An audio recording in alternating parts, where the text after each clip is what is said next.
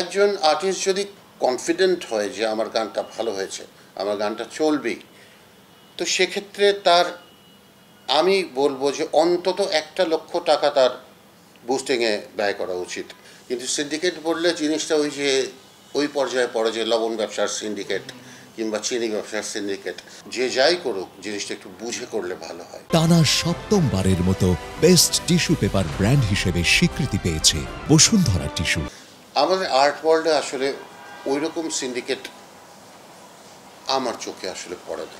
পড়তেই পারে, একজন মিউজিক ডিরেক্টরের কি একজন রাইটার খুব পছন্দ হতে পারে না যে ওর গান ছাড়া, ওর লেখা গান ছাড়া সে করেই না, এরকম তো হতেই পারে। তো গ্রুপ অফ পিপল মিলে ডিপেন্ড করে যেই কাজটা হচ্ছে সেই কাজটা কেমন হলো। কাজটা ভালো হলেই হলো, সেটা সিন্ডিকেটের দ্বারাই হোক আর ফ্রিল্যান্স দ্বারাই হোক। একটা কথা আমি বলি, এই কথাটা খুব ইম্পর্ট্যান্ট।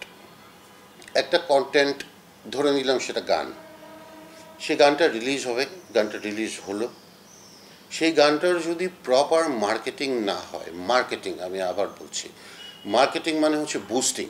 ধরলাম ইউটিউবে রিলিজ হচ্ছে, সেটার বুস্টিং, একজন আর্টিস্ট যদি কনফিডেন্ট হয় যে আমার গানটা ভালো হয়েছে, আমার গানটা চলবেই, তো সেক্ষেত্রে তার আমি বলবো যে অন্তত 1,00,000 টাকা তার বুস্টিংয়ে ব্যয় করা উচিত। 1,00,000 টাকা ব্যয় করলে সে মোটামুটি কিছু দর্শকদের কাছে পৌঁছাতে পারবে। সেই দর্শকদের থেকে বাছাইকৃত দর্শকগুলো যারা একদম সেই গানটার প্রেমে পড়বে কিংবা সেই কন্টেন্টটার প্রেমে পড়বে, এভাবেই কিন্তু জিনিসটা আসলে হয়। গান রিলিজ করলাম আর জায়নামাজে বসে আল্লাহ আল্লাহ করলাম, আল্লাহ আমার গানটা হিট করিয়ে দাও, এভাবে কিন্তু সিস্টেমটা এরকম না, ভুল সিস্টেম এটা। ফিউশন করুক, একটার পর একটা গান জোড়া লাগিয়ে বড় কিছু করুক, কিন্তু যে যাই করুক জিনিসটা একটু বুঝে করলে ভালো হয়। তাকে আগে জানতে হবে মিউজিকটা কী। আমি যা ইচ্ছা তাই করলাম, তারপরে সামহাও জাতিগত অশিক্ষার কারণে সেটা গ্রহণযোগ্যও হয়ে গেল মানুষের কাছে, তখন আমি ভেবে ফেললাম যে এটাই তো রাস্তা, এবং একটার পর একটা ওই সি গ্রেডের কন্টেন্ট আমি দিয়েই যাচ্ছি। এটা আমার মনে হয় না এটা ঠিক। ওরা আমার 2 ছেলেই মিউজিক করছে, পাশে পড়াশোনাও করছে। আমি দেখতে চাই ওরা যেই ধারার মিউজিকই করুক না কেন, সুর তাল লয় এই জিনিসগুলো যেন ঠিক থাকে।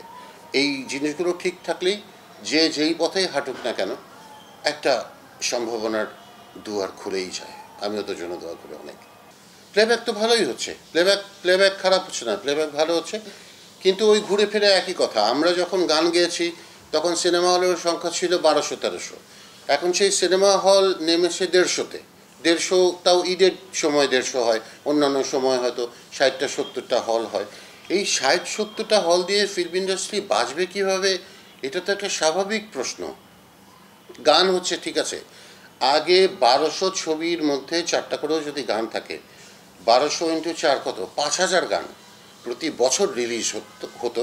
সেই 5,000 গানের থেকে অন্তত 50টা গান বেরিয়ে আসতো প্রতি বছরে, একদম সুপারহিট। এখন আসলে সেই এই ঈদে যেরকম 6টা ছবি রিলিজ হলো, সিনেমাতে গানের সংখ্যাও কমে যাচ্ছে।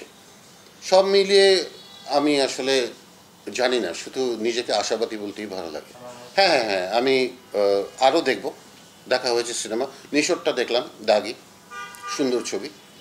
আমার বউ আবার বরবাদ দেখে এসছে ফুল ফ্যামিলি নিয়ে আমাদের, আমি একটু ব্যস্ত ছিলাম বলে যেতে পারিনি। তার মুখে শুনলাম বরবাদ বলে একদম সুপার এন্টারটেইনিং।